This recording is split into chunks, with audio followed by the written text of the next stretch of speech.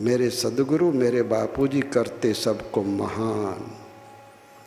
जाहिर में किसी को झाड़ दे, मूर्ख लोग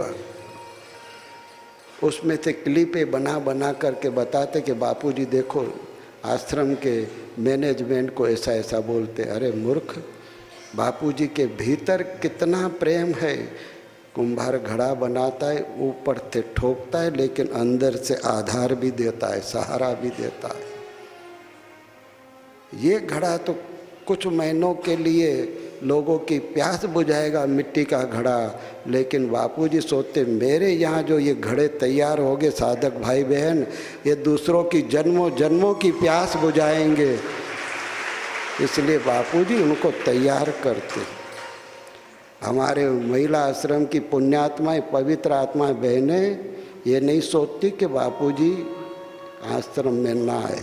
ऐसा जो सोचते उनको धिक्कार है। हमारे आश्रम के भाई सपने में भी नहीं सोचते कि बापूजी वापस आश्रम में ना आए। मूढ़ लोग ऐसी अफवाह फैलाते हैं। जैसे कई लोग क्रिकेट देखने जाते हैं, अरे इसकी जगह होता तो मैं चौका मारता, इसकी जगह मैं होता तो मैं छक्का मारता, मैं होता तो कैच कर लेता। दूर से ये सब ख्याली पुलाव पकाना अलग बात होता है, और मैदान में उतर के खेलना ये अलग बात होता है। गुरु के आश्रम में आके रे तो पता चलता है। दूर से ख्याली पुलाव मत पका, मर्द का बच्चा हो तो गुरु के द्वार पे आके बापू की डांट फटकार सुन तो पता चलेगा। हाँ, बातें करते। हमारे महिला आश्रम की बहनें बड़ी पुण्यात्मा है, पवित्र आत्मा है, खूब सेवा करती है। घर पे ख्याली पुलाव मत पकाना। एक उत्तरायण शिविर थी, उसमें 65,000 एक ही सत्र में, मैनेजमेंट हम करते थे रसोड़े में, एक ही सत्र में 65,000 आदमियों का भोजन बना था। एक सत्र में, एक दिन में नहीं, सिर्फ एक सत्र में। तो एक हाथ से बनता है। अभी भी भैरवी से कई बहनें आती है, रात दिन सेवा करती है। महिला आश्रम की बहनें रात दिन सेवा करती है, वो दिखती तुमको? फालतू बातें करते। घर में 2-4 मेंबर आते हैं, मेहमान आते हैं तो कितनी तैयारी करनी पड़ती है। यहाँ हजारों मेहमान आते हैं, तो इन सब की सेवा करने में यहाँ के भाइयों के आश्रम में तो लोग लगे रहते, तो महिला आश्रम की बहनें भी दिन रात सेवा करती।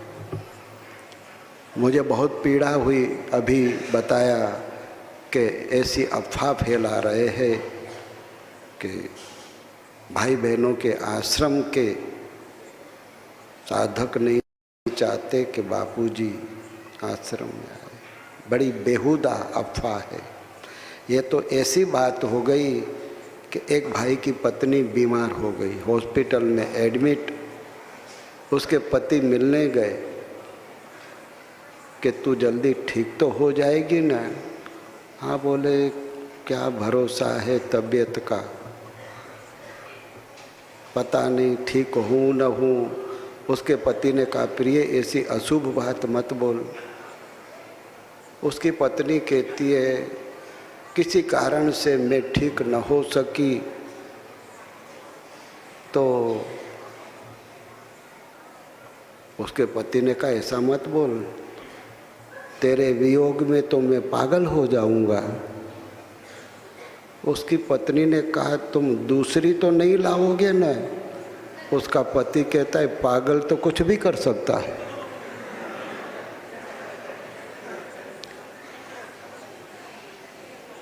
अभी कहता है कि तेरे वियोग में पागल हो जाऊंगा, और थोड़ी देर में कहता है पागल तो कुछ भी कर सकता है, तू जा तो दूसरी भी ला सकता।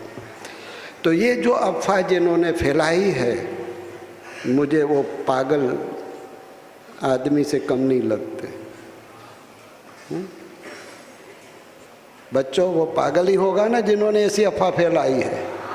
हाँ, एक तरफ पत्नी को बोलता है तुम्हारे वियोग में मैं पागल हो जाऊंगा, उसकी पत्नी कहती है दूसरी तो नहीं लाओगे ना? तो बोलता है पागल तो कुछ भी कर सकता है। हद हो गई। ऐसे पागलों से महफिल भरी पड़ी है, ऐसे पागलों से सावधान रहना। इनका कोई भरोसा नहीं होता है। Be careful. उनको खुद को साधना करनी नहीं है, दूसरों को करने नहीं देनी है। उनको करनी नहीं है, दूसरों को करने देनी नहीं है। खुद मुक्ति के भक्ति के रास्ते पे चलना नहीं है और दूसरों को चलने नहीं देना है। मर्द का बच्चा हो तो गुरु के आश्रम में, ब्रह्मज्ञानी गुरु के आश्रम में कुछ साल रह के तो बता, ईमानदारी से निष्ठा से सेवा साधना करके तो बता, तो पता चले। नारायण हरि, नारायण हरि।